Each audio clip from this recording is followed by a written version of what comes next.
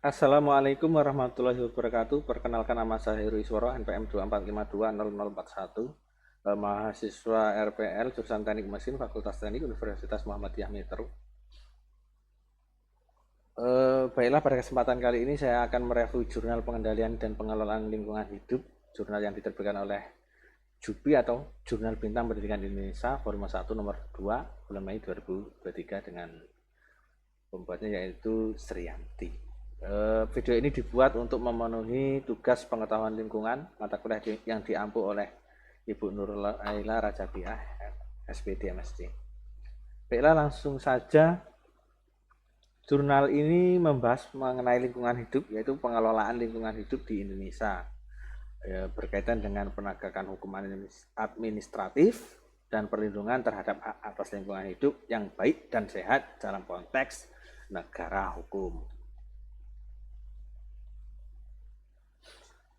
Krisis lingkungan dan kebijakan yang efektif. Analisis mendalam mengenai kompleksitas permasalahan lingkungan dan solusi yang diperlukan. Krisis lingkungan global saat ini ditandai dengan kerusakan ekosistem, perubahan dan keanekaragaman hayati yang menurun, yang membutuhkan perhatian serius dari semua pihak.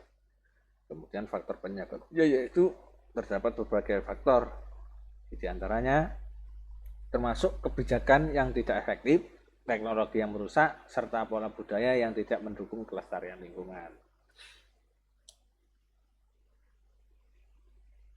Nah, itu krisis yang terjadi saat ini dan faktor penyebabnya. Nah, kemudian bagaimana tindakan kita selaku warga Indonesia atau solusinya supaya krisis lingkungan global ini tidak berlanjut sehingga tidak membahayakan di masa mendatang. Yang pertama, kita bisa dari pemerintahannya yaitu membuat kebijakan yang lebih baik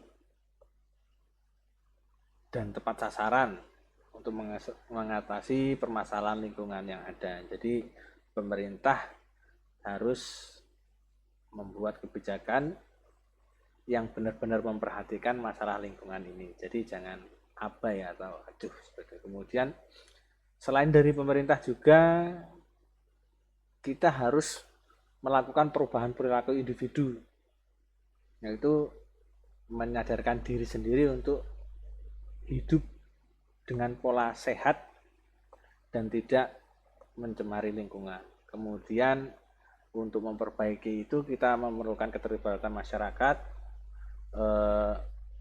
dengan cara kita berkolaborasi dengan pemerintah untuk melakukan penghijauan, penanaman pohon dan lain-lain. Kemudian karena kompleksitas masalah lingkungan ini, interaksi antara faktor sosial, ekonomi dan lingkungan yang perlu dipahami secara holistik. Jadi antara sosial, ekonomi dan lingkungan harus berkolaborasi. Jadi tidak hanya mementingkan ekonomi saja, kemudian tidak hanya mementingkan sosial saja. Jadi ketika ada kegiatan sosial atau kegiatan ekonomi harus memperhatikan yang namanya lingkungan.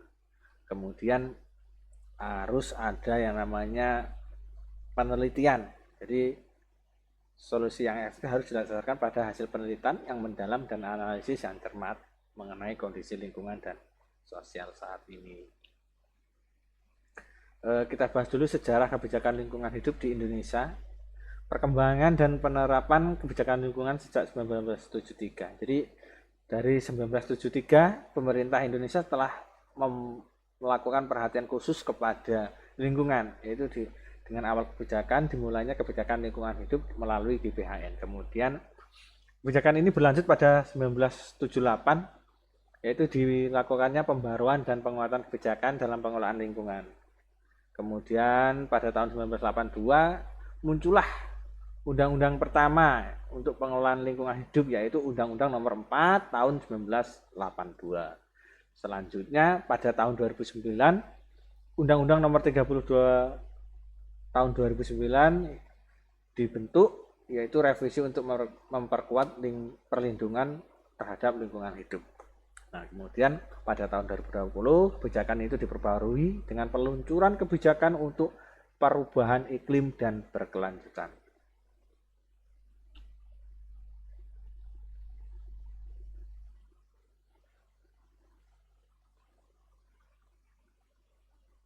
Ini selanjutnya pembangunan berkelanjutan.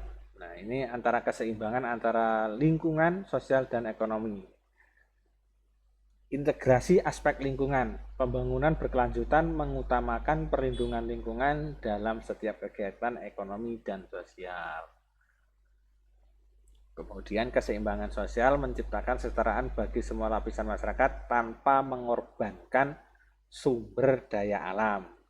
Kemudian aspek ekonomi yang berkelanjutan memastikan pertumbuhan ekonomi yang tidak merusak lingkungan dan mendukung keadilan sosial. Jadi ini seperti yang saya bahas sebelumnya, yaitu kegiatan sosial dan ekonomi itu jangan sampai itu mempengaruhi lingkungan. Jadi setidaknya walaupun tidak bisa menghentikan pengaruh terhadap lingkungannya, maka setidaknya kita mengurangi. Jadi kalau bisa kita meminimalisir perusakan lingkungan.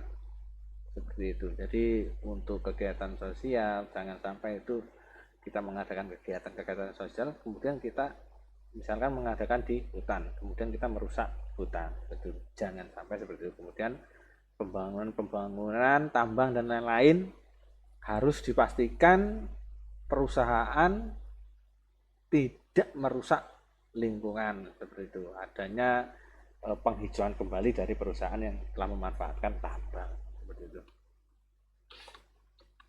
Nah, selanjutnya ini ada prinsip-prinsip pembangunan berkelanjutan yang berkelanjutan. Yang pertama yaitu memenuhi kebutuhan generasi sekarang. Yang selanjutnya itu mempertahankan daya dukung ekosistem. Kemudian mewujudkan kepentingan masyarakat yang beragam. Yang selanjutnya meningkatkan kualitas hidup manusia. Jadi dalam pembangunan yang berkelanjutan itu kita harus memenuhi kebutuhan generasi sekarang, tetapi dalam memenuhi kebutuhan ini jangan sampai kita mendatangkan masalah untuk generasi yang mendatang. Jadi jangan semua energi yang ada di sekarang ini langsung dikeruk habis. Kemudian mempertahankan daya dukung ekosistem. Kemudian yang selanjutnya mewujudkan kepentingan masyarakat yang beragam. Kita tahu bahwasanya di negara ini yaitu negara yang sangat beragam dengan suku dan lain-lain dan kepentingan yang beragam. Jangan sampai pembangunan ini tidak mengakomodasi keberagaman masyarakat sehingga tidak tercapainya keadilan dan kesejahteraan bagi sekelompok dalam masyarakat.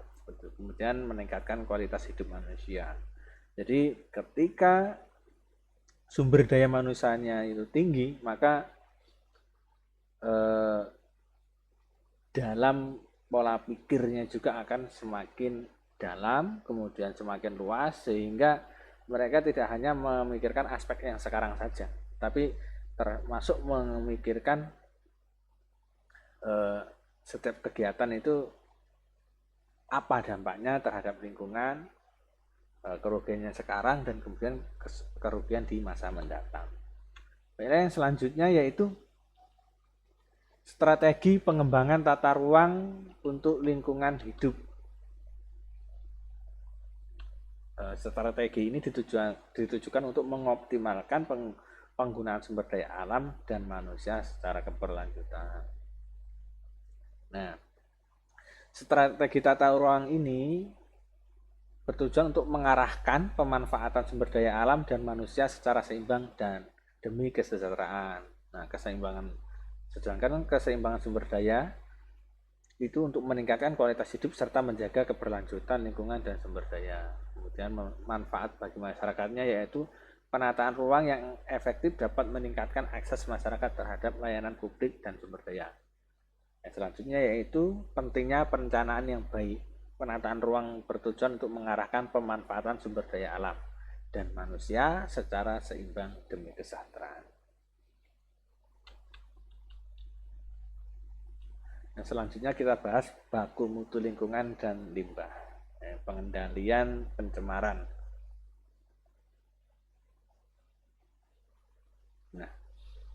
Di sini baku mutu lingkungan adalah batas yang diperbolehkan bagi zat pencemar yang diatur oleh Peraturan Pemerintah Nomor 82 Tahun 2001 untuk menjaga kualitas lingkungan. Yang selanjutnya yaitu regulasi pemerintah. Pengaturan ini dikeluarkan oleh PP Nomor 82 Tahun 2001 yang merupakan langkah penting dalam pengendalian pencemaran di Indonesia. Kemudian adanya tanggung jawab pengendalian. Pengendalian pencemaran merupakan tanggung jawab pemerintah di berbagai tingkat, dari lokal hingga nasional untuk melindungi lingkungan.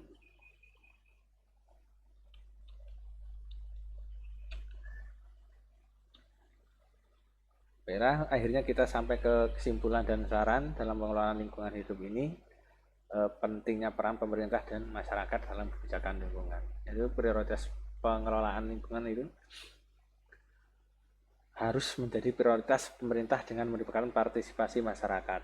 Kemudian pengembangan kebijakan yang berkelanjutan dan integratif diperlukan untuk mencapai kesejahteraan dan kelestarian lingkungan. Yang ketiga, melibatkan masyarakat dalam proses pengelolaan lingkungan dapat meningkatkan efektivitas kebijakan yang diterapkan. Yang terakhir, tujuan dari pengelolaan lingkungan adalah mencapai kesejahteraan manusia serta kelestarian alam. Baiklah, itu video dari saya. Kurang lebihnya saya mohon maaf. Saya akhiri. Wassalamualaikum warahmatullahi wabarakatuh. Terima kasih.